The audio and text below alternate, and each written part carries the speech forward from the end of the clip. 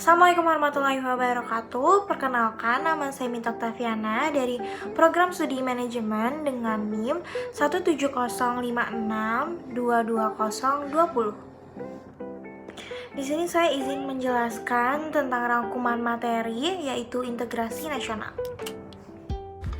Topik pembahasan yang pertama adalah pengertian dan jenis integrasi nasional. Yang kedua adalah pentingnya integrasi nasional. Dan yang terakhir adalah contoh kasus. Integrasi nasional merupakan salah satu tolak ukur persatuan dan kesatuan suatu bangsa. Integrasi nasional ini menurut istilah dapat dijelaskan dalam dua pengertian, yaitu secara etimologi dan terminologi. Secara etimologi, integrasi nasional terdiri atas dua kata. Yang pertama ada integrasi dan juga nasional. Pengertian secara etimologi dari integrasi nasional ini berarti mempelajari asal-usul kata, sejarahnya, dan juga perubahan yang terjadi dari istilah tersebut. Sedangkan secara terminologi, integrasi nasional ini dapat diartikan sebagai penggunaan kata sebagai suatu istilah yang telah dihubungkan dengan konteks tertentu dan umumnya dikemukakan oleh para ahli. Yang pertama adalah Safruddin Bahar, yang dimana menjelaskan tentang upaya menyatukan seluruh unsur satu bangsa dengan pemerintah dan wilayahnya.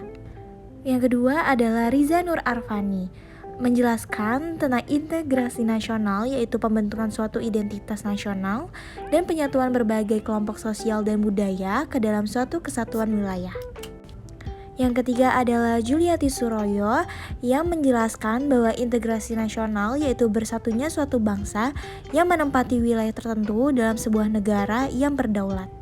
Dan yang terakhir adalah Ramlan Surbakti, yang menjelaskan bahwa integrasi nasional yaitu proses penyatuan berbagai kelompok sosial budaya dalam satu kesatuan wilayah dan dalam suatu identitas nasional. Selanjutnya adalah pengertian integrasi nasional dalam bahasa Inggris, yaitu national integration, yang terbentuk dari dua kata, yaitu integration dan nation.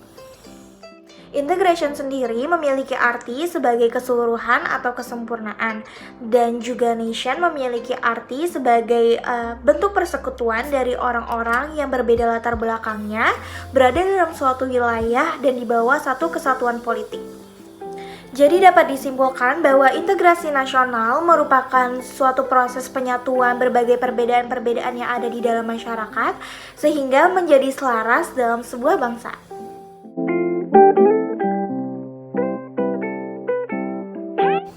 Selanjutnya adalah jenis-jenis dari integrasi. Jenis-jenis integrasi dibagi menjadi tiga. Yang pertama adalah integrasi politik, yang kedua ada integrasi ekonomi, dan yang terakhir adalah integrasi sosial dan budaya. Integrasi nasional sangat penting untuk suatu bangsa karena yang sudah dijelaskan sebelumnya bahwa integrasi nasional merupakan salah satu tolak ukur dan peran untuk persatuan dan kesatuan suatu bangsa. Dan juga kenapa penting? Karena tujuan dari negara hanya akan dapat tercapai apabila terdapat suatu pemerintah yang mampu menggerakkan dan mengarahkan seluruh potensi masyarakat agar mau bekerja sama dan bersatu.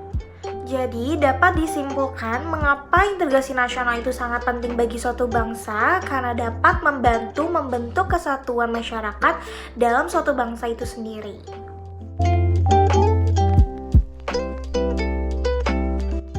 Dan yang terakhir, di sini saya akan membahas contoh kasus dari pelanggaran HAM atau hak asasi manusia yang ada di Indonesia ini.